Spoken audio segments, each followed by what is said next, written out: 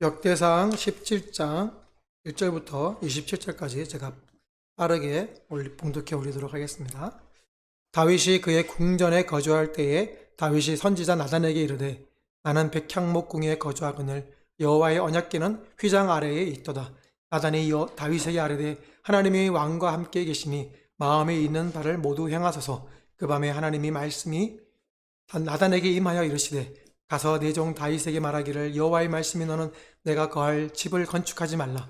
내가 이스라엘을 애굽에서 올라오게 한 날부터 오늘까지 집에 있지 아니하고 오직 이 장막과 저 장막에 있으며 이 성막과 저 성막에 있었나니 이스라엘 무리와 더불어 가는 모든 곳에서 내가 내 백성을 먹이라고 명령한 이스라엘 어느 사사에게 내가 말하기를 너희가 어찌하여 내 백향목집을 건축하지 아니하였느냐고 말하였느냐 하고 또한 내 종 다윗에게 이처럼 말하라. 만군의 여호와께서 이처럼 말씀하시기를 내가 너를 목장 곧 양떼를 따라다니던 데에서 데려다가 내 백성 이스라엘의 주권자로 삼고 네가 어디로 가든지 내가 너와 함께 있어 내 모든 대적을 내 앞에서 멸하였은즉 세상에서 존귀한 자들의 이름 같은 이름을 네게 만들어 주리라. 내가 또 내 백성 이스라엘을 위하여 한 곳을 정하여 그들을 심고 그들이 그곳에 거주하면서 다시는 옮겨가지 아니하게 하며 악한 사람들에게 전과 같이 그들을 해치지 못하게 하여 전에 내가 사사에게 명령하여 내 백성 이스라엘을 다스리던 때와 같이 아니하게 하고 또 내 모든 대적으로 내게 복종하게 하리라. 또 네게 이르노니 여호와가 너를 위하여 한 왕조를 세울지라. 네 생명의 연한에 차서 네가 조상들에게로 돌아가면 내가 네 뒤에 넷이 곧 내 아들 중 하나를 세우고 그 나라를 견고하게 하리시오. 나는 그의 왕위를 영원히 견고하게 하리라. 나는 그의 아버지가 되고 그는 나의 아들이 되리니 나의 인자를 그에게서 빼앗지 아니하기를 내가 네 전에 있던 자에게서 빼앗음과 같이 아니할 것이며 내가 영원히 그를 내 집과 내 나라에 세우리니 그의 왕위가 영원히 견고하리라 하셨다 하라. 나단이 이 모든 말씀과 이 모든 계시대로 다윗에게 전하니라. 다윗 왕이 여호와 앞에 들어가 앉아서 이르되 여호와 하나님이여 나는 누구이오며 내 집은 무엇이기에 나에게 이에 이르게 하셨나이까. 하나님이여 주께서 이것을 오히려 작게 여기시고 또 종의 집에 대하여 먼 장래까지 말씀하셨사오니 여호와 하나님이여 나를 존귀한 자를 같이 여기셨나이다. 주께서 주의 종에게 베푸신 영예에 대하여 이 다윗이 다시 주께 무슨 말을 하오리까. 주께서는 주의 종을 아시나이다. 여호와여 주께서 주의 종을 위하여 주의 뜻대로 이 모든 큰 일을 행하사 이 모든 큰 일을 알게 하셨나이다. 여호와여 우리 귀로 들은 대로는 주와 같은 이가 없고 주 외에는 하나님이 없나이다. 땅의 어느 한 나라가 주의 백성 이스라엘과 같으리까. 하나님이 자기 백성을 구속하시려고 나가사 크고 두려운 일로 말미암아 이름을 얻으시고 애굽에서 구속하신 자기 백성 앞에서 모든 민족을 쫓아내셨사오며 주께서 주의 백성 이스라엘을 영원히 주의 백성으로 삼으셨사오니 여호와여 주께서 그들의 하나님이 되셨나이다.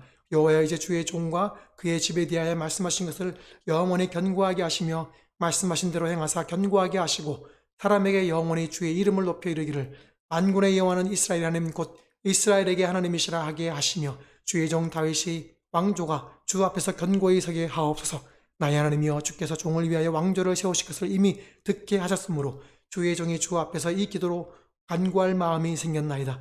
여호와여 오직 주는 하나님이시라. 주께서 이 좋은 것으로 주의 종에게 허락하시고 이제 종에게 주께서 종의 왕조에 복을 주사 주 앞에 영원히 두시기를 기뻐하시나이다. 여호와여 주께서 복을 주셨사오니 이 복을 영원히 누리리이다 하니라. 아멘. 말씀의 제목이 뭐죠? 여호와께로 돌아가자. 여러분은 핸드폰 잘 사용하고 계시죠? 근데 핸드폰 가지고 뭐 하십니까? 전화하죠. 전화만 하십니까?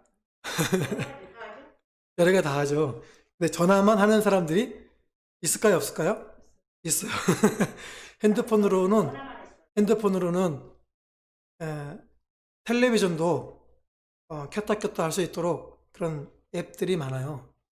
그리고 핸드폰 가지고 냉장고, 에어컨 연결해가지고 핸드폰으로 조정할 수 있어요. 심지어 밖에 나가 있을 때도 조정할 수 있어요. 그리고 핸드폰으로 보던 영상을 텔레비전으로 옮겨가지고 볼 수도 있어요. 그리고 텔레비전 보던 거를 핸드폰으로 옮길 수도 있어요. 그게 핸드폰의 기능 중에 하나가 있어요. 그런 게. 그리고 핸드폰으로 정보도 수신하고 통신하죠. 한글로 쓴 이런 원고 같은 것도 다 핸드폰으로 옮길 수 있어요. 통신할 수 있어요. 요즘에는 핸드폰으로 돈도 송금하죠. 그리고 핸드폰으로 영상으로 통화하잖아요. 영상 통화가 요즘에는 미국에 있어도 영상 통화를 할 수가 있어요. 핸드폰으로 여러 가지 다 할 수 있는데 그런 것들을 다 알려고 하면 사용 설명서를 제대로 읽어야지 할 수 있죠. 근데 요즘에는 아이들은 워낙 이 현대 기기 문명에 잘 적응이 돼가지고 설명서를 안 갖다 줘도 자기들끼리 어떻게 다 해요, 막. 근데 이제 어른들은, 나이 든 사람들은 이제 그런 걸 일일이 다 읽어봐야 돼요. 그래야 할 수 있어요. 사용 설명서가 그렇게 중요해요. 여러분, 사실은 사용 설명서를 다 몰라도 사용할 수 있어요. 뭐, 냉장고 사용 설명서 몰라서 다 합니까? 다 몰라도 사용하잖아요. 그죠? 근데 이제 뭐 조금만 더 복잡해지는 뭐 세탁기라든지 이런 텔레비전 요새는 워낙 복잡해져 가지고 텔레비전으로도 인터넷 연결돼 가지고 유튜브를 볼 수 있잖아요. 그러니까 굉장히 막 복잡해지기 시작해서 기기가 요즘에는 그 자동차에도 이제는 컴퓨터가 들어가기 시작했어요. 그 자동차가 급발진하는 이유가 자동차 안에 그런 반도체 같은 컴퓨터에 들어가는 부품들이 들어가니까 그것 때문에 자동차가 급발진하는 거예요. 그 컴퓨터 부품이 들어가기 전까지는 반도체라는 것이 들어가기 전까지는 급발진이 없었거든요. 어쨌든 그만큼 복잡해지는 거예요. 이제는 좀만 더 가면 자동차도 자율주행이라서 사람이 손을 안 대고도 자동차가 알아서 가는 거예요. 목적지 어디 그러면 자기가 알아서 가는 거예요. 그리고 운전자들은 운전 안 하고 자동차에서 텔레비전 보거나 업무를 보거나 하겠죠. 그런데 그런 걸 잘 사용하려면 사용 설명서가 있어야 되는 거죠. 그래야 잘 사용할 수 있고, 그래서 그런 걸 제대로 사용하지 못하는 사람 보면 약간 답답한 마음이 들잖아요. 그죠? 근데 사실은 우리는 항상 답답한 상황 가운데 있다는 걸 아십니까? 왜냐면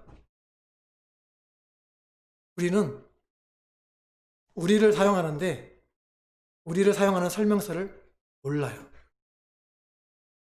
그냥 태어났으니까. 엄마가 젖을 주니까. 그리고 젖을 먹고 힘이 나서 자라니까 밥 먹어야 되네? 밥을 먹는 거죠. 그래서 먹고 살기 위한 그것만 아는 거예요. 몸으로 체득한 것만 아는 거예요. 그러다가 먹고 잘 살려면 좀 더 어떻게 하면 될까라고 이제 공부를 하잖아요. 근데 그게 학문이 된 거예요. 그게 경제학, 경영학, 뭐 이런 여러 가지 기타. 그래서 잘 먹고 잘 살려고 그래서 막 농사도 배우고 산업도 배우고 그렇게 해서 그게 산업이 되고 국가 경제를 이루고 하는 거잖아요. 그게 이제 학문이 된 거예요. 그러다가 이제 사람들이 잘 살아가게 되는 거예요. 근데 그러다 보니까 사람들이 자기가 세워놓은 그 학문서에 갇히는 거예요. 그래서 사람이 잘 살려면 이렇게 살아야 돼. 그래서 자신들을 잘 안다고 생각하는데 사실은 그렇지 않죠.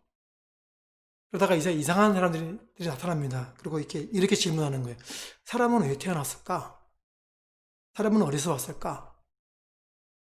사람들은 어떻게 살아야 되지? 사람이 사는 목적이 뭘까? 이런 이제 질문들을 하기 시작하는 거예요. 그래서 그 질문에 답을 찾는 거예요. 자신들은 찾았다고 생각을 하고 나가는데 사실은 찾지를 못하고 방향과 목적이 엉뚱한 길로 막 가는 거예요. 그러면 사람의 사용 설명서가 나와 있는 것은 어디죠? 제가 지금 뻔한 답을 알려드리는 거예요. 다 아는 답입니다. 어디죠? 성경에 있어요. 성경에. 성경에 그 사용 설명서가 있는데 사람들은 그걸 무시하는 거예요. 왜요? 성경에 제시된 설명서대로 살면 사람들이 얽매인다고 생각하기 때문에 그래요. 그래서 자유로워지고 싶어서 세상의 학문을 추구하고 그러다 보는데 점점 이제 자신이 주인의 자리에 앉아가지고 세상을 다스리려고 발악을 하기 시작하면서 고통이 밀려오는 거죠. 그래서 우리가 내가 살아가는 이 사형 설명서를 제대로 알려면 우리를 창조하신 하나님 말씀인 성경을 제대로 알아야 돼요. 그러려면 읽어야 되죠. 성경을 읽다 보니까 인간이 동물과 달리 존귀한 자구나. 왜요? 세상이 창조되고 하나님의 형상대로 누굴 지었어요? 사람을 지었잖아요. 그래서 우리가 존귀한 자인 거예요. 그래서 우리의 생명이 귀한 거예요.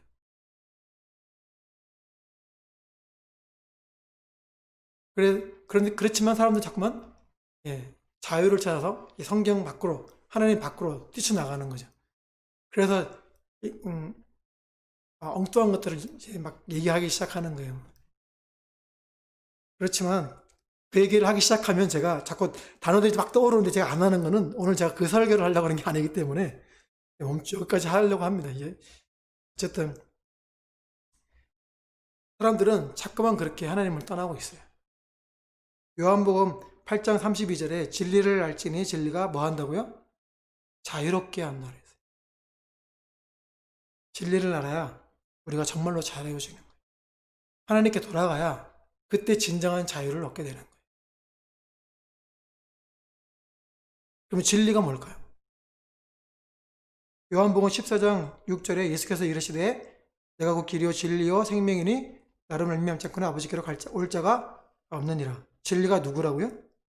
예수님이에요. 예수님을 통해서 우리가 아버지께로 가는 거예요. 우리가 하나님께로 돌아가려면 주님을 알아야 돼요. 그래서 우리가 정말로 세상에서 가장 잘 살 수 있는 방법은 뭐냐? 주님께로 돌아가는 거예요. 그래야 제대로 된 인생을 하는 거예요. 그렇지 않으면 동물과 똑같은 인생이에요. 먹고 살고 자고 싸고 하는 거. 동물적인 삶이죠. 바벨론의 나라가 망하고 포로로 잡혀갔다가 이제 유다 백성이 돌아왔어요. 돌아와서 우리가 뭐 하는 사람이지? 우리는 왜 여기 있게 됐을까? 이런 질문을 던지게 되잖아요. 70년 만에 돌아왔어요. 하나님의 말씀이 그대로 이루어졌네.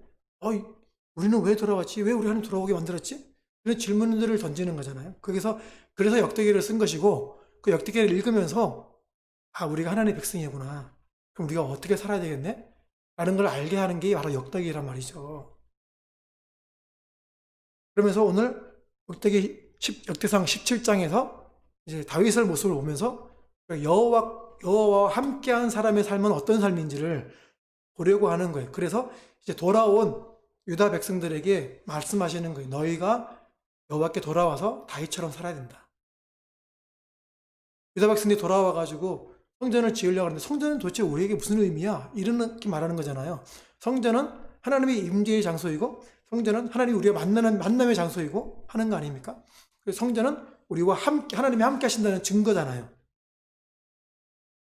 그러니 너희가 가나안 땅에 돌아왔으니 너희가 지금 비록 이 땅에 성전이 무너지고 법궤가 없다고 할지라도 너희가 마음에 하나님 말씀을 새겨서 하나님과 함께하는 삶의 비밀을 알아야 되지 않겠냐라고 지금 말씀하시는 거예요.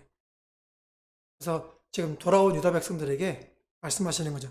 돌아온 사람들의 삶은 어떤 삶인가? 첫 번째로 하나님이 함께 하시는 삶입니다. 8절에 네가 어디로 가든지 내가 너와 함께 있어 네 모든 대적을 네 앞에서 멸하였은즉 세상에서 존귀한 자들의 이름 같은 이름을 네게 만들어 주리라. 다윗에게 하나님이 지금 뭐 하신다고요? 함께 있어 주겠대요. 함께. 다윗과 함께 하셨을 때 다윗에게 어떤 일이 벌어졌습니까? 7절 말씀에 또한 내 종 다윗에게 이처럼 말하라. 만군의 여호와께서 이처럼 말씀하시기를 내가 너를 목장 곧 양떼를 따라다니던 배에서 데려다가 내 백성 이스라엘 주권은 자로 삼고 하나님의 백성의 주권자로 삼았대. 목동이 왕이 되었다는 거예요. 언제요? 하나님이 함께 하셨을 때. 사무엘 선지자가 와서 기름을 부었어요. 얼마나 놀랬겠습니까? 사울왕이 멀쩡히 살아있는데 자기의 기름을 부었어요. 얼마나 놀라겠어요. 그러면 자기가 왕이 된다는 건데 이 말이 안 되잖아요. 어떻게 자기가 왕이 될 수 있어? 사울 왕이 살아있는데. 더더군다나 사울 왕에게는 아들이 있고 그 아들이 분명히 왕위를 이을 건데 내가 왕이 된다고? 꿈도 못 꾸는 거잖아요. 근데 어떤 일이 벌어집니까? 갑자기 사울에게 악신의 씨뼈가 덧입혀가지고 씌어가지고 괴로워하니까 노래 부르는 자를 부르잖아요. 그래서 다윗이 가서 수금을 타주고 악신을 떠나게 하고 사울이 편안해지네. 그러니까 사울이 야, 내 수종을 좀 들래? 그래서 사울의 수종 드는 자가 됐어요, 다윗이. 거기다 나중에 골리앗을 죽이잖아요. 그래서 갑자기 모든 사람들에게 환영을 받아요. 그러니까 야, 이거 잘하다가 내가 왕이 될 수 있겠는데? 이런 마음이 생길 수가 있죠. 모든 백성들이 뭐라 그럽니까? 다윗이 죽인 자는 만만이고 사울이 죽인 자는 천천히라고. 그런데 그것 때문에 다윗이 도망다니죠. 사울을 죽이려고 하니까 도망다니다가 나중에는 블레셋 땅까지 가가지고 도망가셨죠. 승승장구해야지 되는데 왕이 되려면 오히려 도망다녔어요. 나중에 언제 왕이 됩니까? 사무엘하 5장 4절에 다윗이 나이가 30세에 왕위에 올라 40년 동안 다스려다대 헤브론에서 7년 6개월 동안 유다를 다스렸고 예루살렘에서 33년 동안 온 이스라엘과 유다를 다스렸더라. 30세에 왕이 되어서 37세까지 그 유다 지파의 왕으로 있었고 그리고 37세에 6개월 지나면서 이제 33년 동안 온 이스라엘의 왕으로 다스렸겠죠. 그래서 그것을 도합 40년이라고 이렇게 말하는 거죠. 10대에 사무엘이 기름 붓고 도망다니기 시작하다가 30세에 유다 지파의 왕이 되고 37세 6개월 된 후에 이제 온 이스라엘의 왕이 됐어요. 얼마나 힘들었겠어요.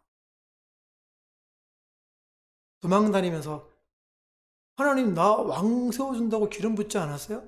이런 생각이 들 수 있지 않을까요? 하나님 약속은 공수편에 이런 생각이 들지 않겠어요? 아니, 하나님 나한테 왜 그러세요? 내가 뭐 왕되게 싶다고 내가 언제 말한 적 있어요? 왜 저를 이렇게 고통스러워 몰아넣으세요? 근데 도망다니다가 왕이 될 기회가 왔어요. 언제죠? 사울을 죽일 수 있는 기회가 왔잖아요.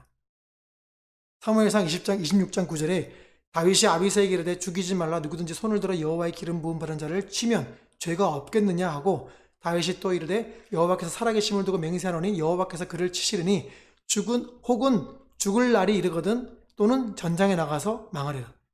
나는 안 치겠다. 그거 내가 치면 죽는다. 하나님이 그를 치실 거라. 그가 나이 들어 죽을 것이든지 아니면은 전쟁에 나가서 전사를 하든지 어떻게 하든지 간에 하나님께서 하실 거라고. 하나님께 맡기는 거죠. 왕이 될 수 있는 기회가 왔는데 우리는 보통 그렇게 생각할 거 아니에요.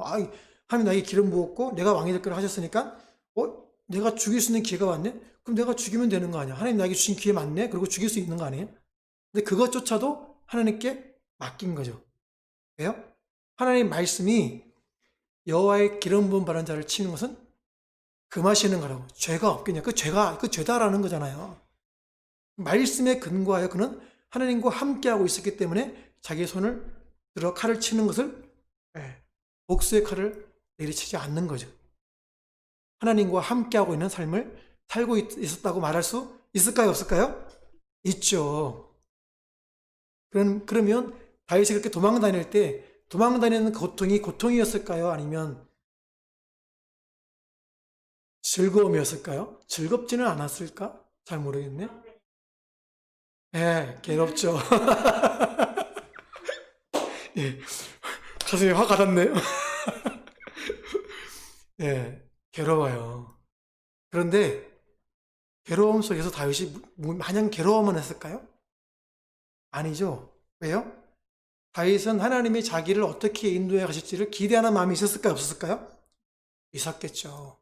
하나님 자기를 기름 부었는데 나를 언젠가 쓰실 텐데 그럼 내가 불평하고 투덜대면서 도망만 다녀야 되겠냐?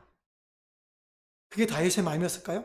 아니에요. 왜 제가 이렇게 말하냐면 다윗이 어릴 때 목동이었을 때 형들은 다 사무엘 선지자 불러서 갈 때 혼자 들여나와가지고 양을 쳤어요. 그거 왜 그랬겠어요? 그때 다윗이 불평했나요? 아니에요. 다윗이 골리앗 죽일 때 뭘로 죽였죠? 물맷돌로 죽였잖아요. 이게 말이 됩니까? 말이 안 되잖아요. 그런데 다윗이 목동이었을 때 양을 잡으러 사자나 곰이 왔을 때 어떻게 했다 그랬습니까? 그걸 쳐서 이겼다 그랬잖아요. 골리앗 죽이려고 나갈 때 사울왕이 말리니까 내가 사자와 곰도 쳤다. 골리앗은 못 치겠냐 이렇게 말하잖아요. 무슨 말이에요? 다윗이 어릴 때 목동이었을 때에 그 양을 지키기 위해서 불평하고 형들은 왜 절로 가고 나는 왜 여기 있어 이렇게 불평하지 않고 자기의 자리를 최선을 다해서 충성되이 지켰다는 거예요. 그래서 울매를 얼마나 잘 돌렸으면 사자와 곰도 도망가게 만들었다는 거예요. 때로는 죽이기도 하고. 말이 됩니까? 말이 안 되잖아요. 얼마나 연습하면 그렇게 되겠습니까? 그렇게 연습한 사람을 하나님이 들어 쓰셔가지고 골리앗을 죽인 거예요. 그래서 지금 다윗이 도망 다닐 때 그냥 마냥 투덜면서 도망 다녔겠냐고요? 아니죠. 하나님이 자기를 쓰실 때 자기가 주님 여기 있습니다. 저를 사용해 주세요라고 할 만큼 어떤 일을 했을까요? 자기를 따라다니는 그 사람들을 훈련시키고 조직을 만들고 하지 않았겠어요? 그러니까 자기 가족들을 치러 온 그 사람들을 쫓아가서 다 죽이는 거 아니에요. 그렇게 하려면 훈련을 시켜야 되는 거예요. 그냥 삽 들고 뭐 곡괭이 들고 가가지고 죽일 수 있는 게 아니잖아요. 준비를 하고 있다라는 거죠. 준비된 자라는 거예요. 그런데 고통이 아니고 먼 훗날을 기대하면서 훈련하고 조직하는 거예요. 그래서 다시 왕이 되었을 때에 한 지파를 잘 다스리는 거예요. 그 한 지파를 잘 다스리게 되니까 온 이스라엘을 맡겨도 되겠다 싶어서 하나님이 맡기는 거죠. 한 지파를 맡겼다고 하나님 이럴 수 있어요? 온 이스라엘이 아니고 한 지파예요? 이렇게 할 수 있잖아요. 그게 몇 년 동안 했다고요? 7년 6개월 했단 말이에요. 다윗은 불평하지 않고 자기에 맡겨진 일들을 충성되이 잘 한 거예요. 그래서 나중에 다윗을 향해서 어떤 일을 후대의 왕들이 뭐라 그럽니까? 왕상 3장 14절에 네가 만일 네 아버지 다윗이 행함 같이 내 길로 행하여 내 법도와 명령을 지키면 다윗의 길이 후대 왕들의 하나의 기준이 되어버렸어요. 좌표가 되어버렸어요. 다윗이 행하는 그것이 기준이 되어버렸다고요. 얼마나 다윗이 그 오랜 시간 동안 도망다니고 하는 그 시간 동안에 고통에 머문 게 아니고 하나님과 함께하는 훈련을 하고 그 속에서 기쁨을 알았다는, 하나님과 함께하는 기쁨을 알았다라는 거예요. 발견했다라는 거예요. 그래서 오늘 말씀하실 때 8절 말씀에 네가 어디로 가든지 내가 너와 함께 있어 네 모든 대적을 네 앞에서 멸하였은즉 세상에서 존귀한 자들의 이름 같은 이름을 네게 만들어 주리라. 야, 예전에 내가 도망다니고 할 때에도 하나님이 나를 정말로 막 얻어 터지게 만든 게 아니고 내 밑에 수하들이 있어서 군대를 만들게 하셨고 또 한 지파의 왕이 되게 하셨고 이렇게 나를 인도하신 하나님의 그 손길들을 보면 이제 내 대적을 내 앞에서 다 물러가게 하실 거라는 이 말씀이 거짓말로 들릴까요? 진담으로 들릴까요? 진실로 들리겠죠. 그래서 하나님이 그 다윗을 가만히 두지 않으시고 그에게 세상에서 존귀한 자들의 이름 같은 이름을 준다고 하시는 거예요. 영어로 다윗의 이름을 뭐라고 부릅니까? 데이빗 많이 들어본 이름이죠. 영어 이름. 그죠? 흔한 이름이 데이빗이에요.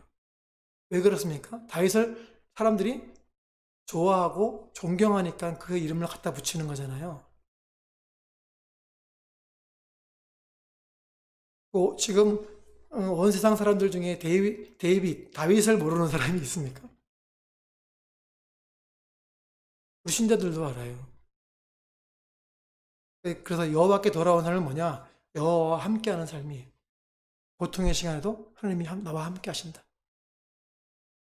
좌절하고 절망할 때도 하나님 나와 함께 하신다. 제가 좌절하고 아이고 안 되네, 교회 안 되네, 그만두자, 이럴 수 있잖아요. 근데 제가 그거 안 하는 게 뭡니까? 하나님이 나를 먹이시고 입히셔가지고 학교를 보내신 거 제가 알거든요. 제가 개척하려고 그럴 때 아무 생각이 없었거든요. 학교 다닐 때는 계획이 많았어요. 어떻게 해야 되지? 신도시 가가지고 이렇게 해가지고 사람들 조직을 짜고 뭐. 근데 제가요, 개척하겠다고 생각이 딱 마음속에 하나님 저에게 주셔서 응답해서 제가 해야겠다 생각을 딱 할 때 갑자기 머릿속에 아무 생각이 안 났어요. 무언가가 있는데 집사님 오셔가지고 요청하신다면서요. 제가 도와드릴게요. 그래서 하나씩 일이 진행이 된 거예요. 제 계획대로 한 게 아니었어요.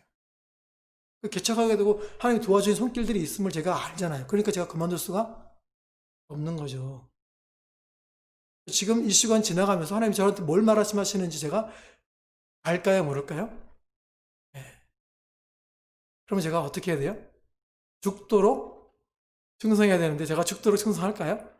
네, 이게 우리의 문제예요. 그래서 제가 여호와께 돌아가자, 이 말씀이 지금 여러분에게 하는 말씀이 아니고 저한테 하는 말씀이에요. 여호와의 말씀을 따라 죽도록 충성하면서 거기에 올인해야 되는 거예요. 그래야 여호와께 돌아간 사람들의 삶이 두 번째가 이루어지는 게, 이게 뭐냐면 주의 집과 주의 나라가 영원히 견고하게 됩니다. 14절에 내가 영원히 그를 내 집과 내 나라에 세우리니 그의 왕위가 영원히 견고하리라 하셨다. 내 집은 누구 집이죠? 여호와의 집 말하는 거잖아요. 여호와의 집은 뭐죠? 성전이죠. 내 나라는 누굽니까? 여호와의 나라죠. 이렇게 보면 성전을 세우고 이스라엘을 세우고 하는 그 나라, 그 왕위가 영원히 견고하게 될 것이다. 다윗 후손 가운데 이런 나라가 있구나 생각을 하지만 가만 생각해 보세요. 솔로몬의 성전을 세웠어요. 솔로몬이 정말로 나라를 견고하게 해서 그의 지혜를 들으려고 막 몰려오고 막 조공을 바치고 막 그랬단 말이에요. 근데 그의 왕위가 영원했습니까? 솔로몬이 바로 죽고 왕위를 물려주자마자 나라가 어떻게 됐습니까? 불로 쪼개지죠. 무슨 나라가, 왕위가 무슨 견고합니까? 아니잖아요. 그러다가 결국에는 북이스라엘과 남유다가 아수르와 바벨론에 의해서 멸망하잖아요. 뭐가 견고해요? 안 견고한데요? 그래서 여기서 말씀하시는 이것이 다윗의 언약이 단지 다윗의 자손에게만 말씀하신 게 아니고 그 진짜 영원한 왕위의 견고함을 지금 말씀하고 있는 거예요. 그럼 이게 언제 이루어집니까? 사도행전 13장 22절에 패하시고 다윗을 왕으로 세우시고 증언하여 이르시되 내가 이새의 아들 다윗을 만나니 내 마음에 맞는 사람이라 내 뜻을 다 이루리라 하시더니 하나님이 약속하신 대로 이 사람이 후손에서 이스라엘을 위해 구주를 세우셨으니 곧 누구라고요? 예수라고. 예수가 어떤 일을 하셨냐?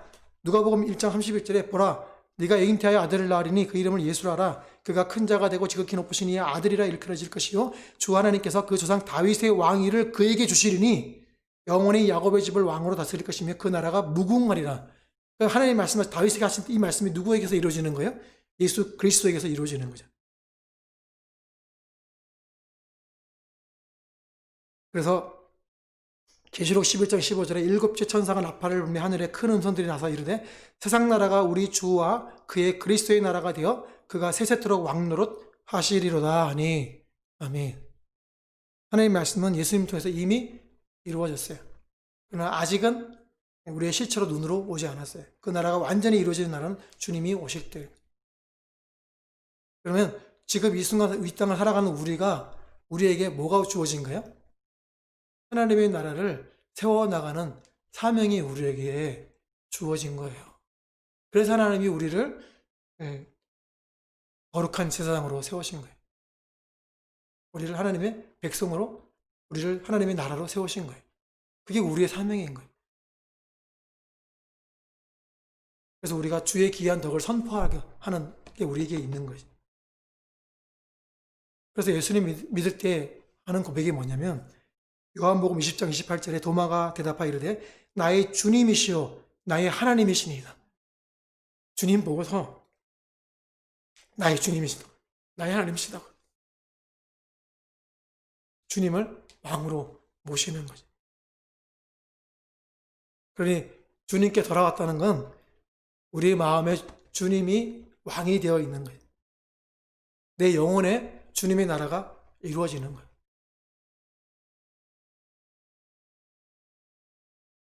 그래서 다윗이 사울을 죽이지 않은 것은 바로 하나님의 그 말씀대로 행했던 다윗의 중심이 있었기 때문에 그런 거 아니에요?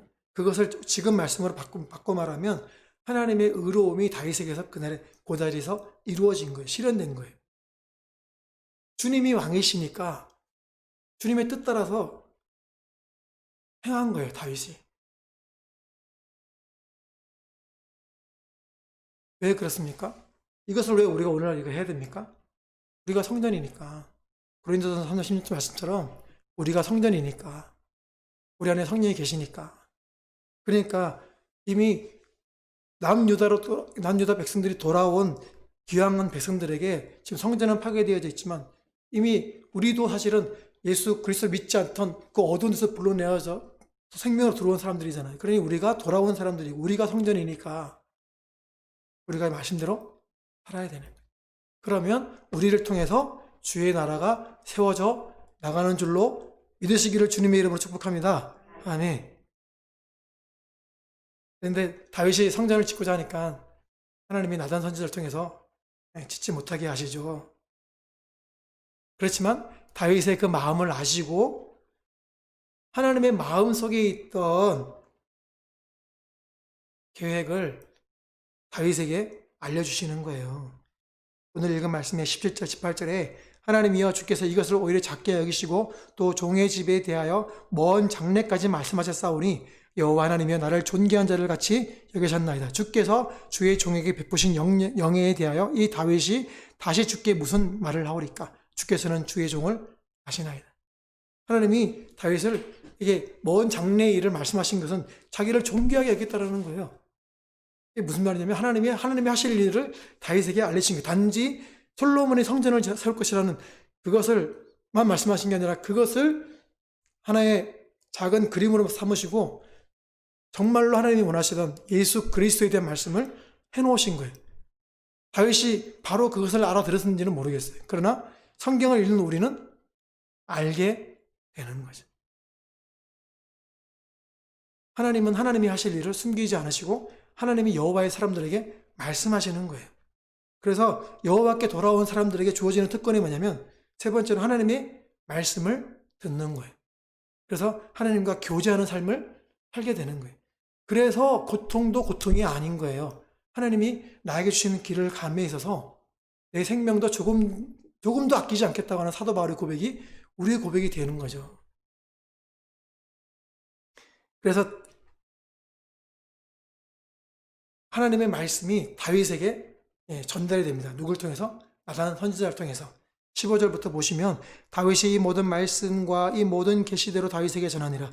다윗 왕이 여호와 앞에 돌아가 앉아서 이르되 여호와 하나님이여 나는 누구이오며 내 집은 무엇이기에 나에게 이에 이르게 하셨나이까? 하나님이여 주께서 이것을 오히려 작게 여기시고 또 종의 집에 대하여 먼 장래까지 말씀하셨사오니 여호와 하나님이여 나를 존귀한 자들 같이 여기셨나이다.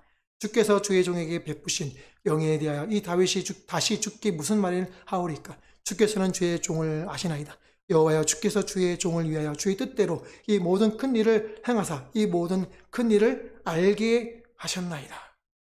하나님이 하나님의 일을 알게 하시는 거예요. 누구에게요? 하나님의 사람들에게. 그러니 다윗이 기대하는 거예요. 자기가 이렇게 도망 다닐 때 하나님이 행하신 그 일들을 자기가 겪었잖아요. 지금 왕이 되어 있잖아요. 법궤를 옮겨왔잖아요. 그런데 하나님이 먼 장래일까지 말씀하시니 이것이 안 이루어진다는 말을 생각은 아예 하지 않고 반드시 이루어질 것이라고 생각하고서 기도하고 있는 거예요. 하나님 그렇게 기도하면서 이 말씀 붙들고 기도하는 거예요. 하나님 말씀하셨잖아요. 이를 이루어 주세요. 기도하는 거예요. 그러니 어떤 상황에 있어도 흔들리지 않는 거죠. 그래서 우리도 주님이 오셔서 십자가의 죽으심으로 우리도 주의 백성이 되었기 때문에 우리도 그 하나님의 나라에 입국한 사람들이 되었단 말이죠. 하나님의 백성이 되었단 말이에요. 그러니 우리는요, 주의 나라와 주의 의를 구하는 삶을 살아야 되는 거예요. 지금 귀향한 돌아온 유다 백성에게 지금 이것을 말하고 있는 거예요. 너희가 정말로 전념하며 살아야 된다. 하나님 말씀대로 살아야 된다. 그런데 이스라엘 유다 백성들이 말씀을 잘못 이해해가지고 정치적인 메시아로 해석을 하는 바람에 지금도 그런 메시아를 기다리고 있어요. 그러니 하나님 마음이 얼마나 아프시겠어요. 그리고 우리는요, 기도해야 돼요. 하나님, 이스라엘 백성들이 속히 돌아오게 해달라고. 그게 돌아오는 날이 가까우면 가까울수록 뭐가 가까워지는 거죠? 주님 오실 날이 가까워지는 거잖아요. 그러니 여러분, 이스라엘 사람들 미워하고 박해하고 그러시면 안 돼요. 그거 하나님 뜻이 아니에요. 우리는 유대인들을 위해서 기도해야 돼요. 근데 그게 복입니다. 왠 줄 아세요? 아브라함에게 뭐라 그랬습니까? 아브라함을 축복하는 자에게 하나님이 축복하신다고 그랬잖아요. 그러니 우리가 이스라엘 사람들을 기도해야 돼요. 이스라엘 사람들의 편에 붙어야 돼요. 그래야 하나님 편에 붙을 수 있어요.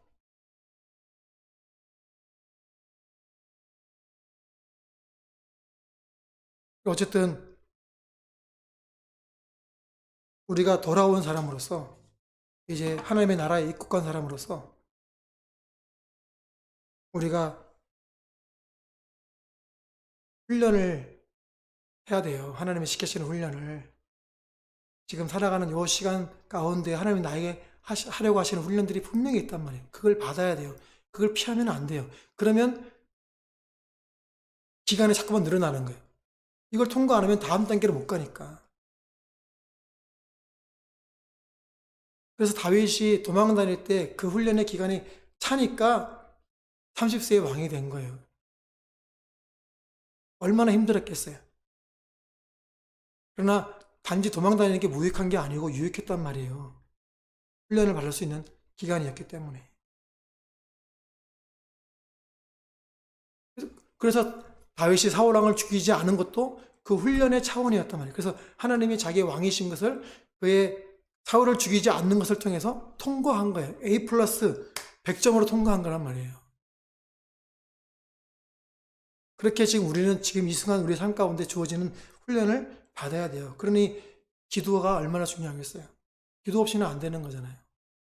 그러니 우리가 말씀을 알아야 되는 거죠. 지금 나에게 하나님 무엇을 훈련시키고 있는지 말씀을 통해서 알아야 되는 거예요. 그래서 다윗은 자신의 삶이 바로 간증인 거예요. 오늘 네가 목동이었을 때부터 왕이 되는 자리까지 올라왔다. 이것은 하나님이 하시는 나단을 통해서 하시는 말씀이었지만 다윗은 그 들을 때 그건 자기 간증인데요. 그래서 기도하는 거예요. 하나님 말씀하셨군요. 이 말씀 붙들고 제가 기도합니다. 20절부터 보시면 여호와여 우리 귀로 들은 대로는 주와 같은 이가 없고 주 외에는 하나님이 없나이다. 땅의 어느 한 나라가 주의 백성 이스라엘과 같으리까. 하나님이 자기 백성을 구속하시려고 나가사 크고 두려운 일로 말미암아 이름을 얻으시고 애굽에서 구속하신 자기 백성 앞에서 모든 민족을 쫓아내셨사오며 주께서 주의 백성 이스라엘 영원히 주의 백성으로 삼으셨사오니 여호와여 주께서 그들의 하나님이 되셨나이다. 여호와여 이제 주의 종과 그의 집에 대하여 말씀하신 것을 영원히 견고하게 하시며 말씀하신 대로 행하사 견고하게 하시고 사람에게 영원히 주의 이름을 높이 이르기를 만군의 여호와는 이스라엘 하나님 곧 이스라엘에게 하나님이시라 하게 하시매 주의 종 다윗의 왕조가 주 앞에서 견고히 서게 하옵소서. 나의 하나님이여 주께서 종을 위하여 왕조로 세우실 것을 이미 듣게 하셨으므로 주의 종이 주 앞에서 이 기도로 간구할 마음이 생겼나이다. 여호와여 오직 주는 하나님이시라. 주께서 이 좋은 것으로 주의 종에게 허락하시고 이제 주께서 종의 왕조의 복을 주사 주 앞에서 영원히 두시기를 기뻐하시나이다. 여호와여 주께서 복을 주셨사오니 이 복을 영원히 누리리이다 아니라. 할렐루야. 복을 줄 때 누려야 돼요. 이거 좀 미안하고 뭐 이렇게 하면 누리는 게 아니에요. 누려야 돼. 누릴 줄 알아야 돼요. 그걸 누리기 위해서 뭐 하고 있는 거예요? 하나님 말씀하시니까 이루어주세요라고 기도하고 있잖아요. 그래서 기도를 할 때는 말씀 붙들고 기도하는 거예요. 말씀대로 이루어지이다. 그래서 우리는요, 이제는 옛 죄된 삶의 자리를 이제는 떠난 사람들이잖아요. 돌아가면 돼요, 안 돼요? 안 되잖아요. 여호와께 돌아온 사람들이니 하나님 말씀대로 살아야 되잖아요. 고린도후서 5장 17절에 그런즉 누구든지 그리스도 안에 있으면 새로운 피조물이라 이전 것은 지나갔으니 보라 새 것이 되었도다. 모든 것이 하나님께로 났으며 그가 그리스도로 말미암아 우리를 자기와 화목하게 하시고 또 우리에게 화목하게 하는 직분을 주셨으니 곧 하나님께서 그리스도 안에 계시사 세상을 자기와 화목하게 하시며 그들의 죄를 그들에게 돌리지 아니하시고 화목하게 하는 말씀을 우리에게 부탁하셨느냐. 그래서 우리가 내가 사는 나라를, 곳을, 이 장소를 하나님의 나라로 만들어 가야 돼요. 예수를 전해야 돼요. 하나님과 화목하던 사람들을 전도해야 돼요. 우리에게 부탁하셨다잖아요. 그러므로 우리가 그리스도를 대신하여 사신이 되어 하나님이 우리를 통하여 너희를 권면하시는 것 같이 그리스도를 대신하여 간청하노니 너희는 하나님과 화목하라. 하나님의 죄를 알지도 못하신 우리를 대신하여 죄로 삼으신 것은 우리로 하여금 그 안에서 하나님의 의가 되게 하려 하심이라. 우리를 보고 하나님의 의가 이루어졌다는 걸 알게 되는 거예요. 왜요? 우리는 아무것도 한 게 없잖아요. 죄인인데 의인이 되었어요. 누구 때문에? 예수님 때문에. 그래서 우리를 보면요, 하나님의 공의가 이루어졌구나를 알 수 있는 거예요. 우리가 바로 하나님의 의가 된 거예요. 우리 자체가 하나님의 간증의 산물이 되어야 되는 거예요. 그래서 우리가 변해야 되는 거예요. 옛 죄된 삶이 아니라 하나님과 화목한 삶을 살아야 되고, 그리고 다른 사람들을 하나님과 화목한 자리로 전도해야 되는 거예요. 호세아 5장 15절에 그들이 그 죄를 뉘우치고 내 얼굴을 구하기까지 내가 내 곳으로 돌아가리라. 그들이 권한 받을 때에 나를 간절히 구하리라. 오라 우리가 여호와께로 돌아가자. 여호와께서 우리를 찢으셨으나 도로 낫게 하실 것이요 우리를 찢었으나 싸매어 주실 것입니다. 우리가 돌아와야 되는 이유가 여기 또 있잖아요. 하나님 우리를 찢으셨대요. 그러니까 남유다를 찢으셨대요. 그런데 도로 낫게 하실 것이고 우리를 남유다를 북이스라엘을 쳤대요. 근데 싸매어 주실 거래요. 하나님이 돌아오게 하시는 거예요. 그래 우리가 돌아가야 되는 거예요. 낫기 위해서는 돌아가야 돼요. 그게 뭐예요? 하나님의 의가 되는 거죠. 우리가 주님 때문에 돌아온 거예요. 그래 돌아온 사람들은 지금 현실보다 미래에 하나님께서 하실 일들을 기대하고 거기에 초점을 맞추고 걸어가야 돼요. 마치 운동선수가 자신이 승리할 그날을 위해서 고통의 연습을 하는 거잖아요. 김연아는 하루에 10시간씩 훈련을 했대요. 허리가 디스크가 나가가지고 서지도 못하는데 그 아픈 허리를 부여잡고 10시간을 훈련을 한 거예요. 그래서 나중에 그걸 볼 때 별명이 뭡니까? 김연아가 아니고 퀸연아라니. 스케이트 타는 여왕이라고. 그러니 나는 이제 믿었으니까 됐다 그러고 그냥 룰루랄라 그러고 오늘 주일이네 교회 가자 잘 됐다 야 끝났다 야 빨리 집에 가서 TV 보고 놀아야지 이게 아니고 말씀을 들었으면 그 말씀대로 살려고 싸우는 거예요. 나를 훈련하는 거예요. 다윗이 사울을 죽일 수 있는 그 시간이 와도 안 하는 거예요. 그게 훈련인 거예요. 그걸 통과해야 되는 거예요. 디모데후서 4장 7절 나는 선한 싸움 맞싸우고 나의 달려갈 길을 마치고 믿음을 지켰으니 이제부로는 나를 위하여 의의 면류관이 예비되었으므로 주 곧 의로우신 재판장이 그날에 내게 주실 것이며 내게만 아니라 주의 나타나심을 사모하는 자에게도니라. 할렐루야. 우리가 이렇게 여호와께 돌아왔으니 멈추는 것이 아니라 돌아온 자로서 선한 싸움을 싸우기 위하여 우리를 훈련하고 쳐서 복종하고 새로운 피조물로서 정말로 하나님을 드러내는 예수 그리스도의 온전한 통로가 되시기를 주님의 이름으로 축복합니다. 아멘. 우리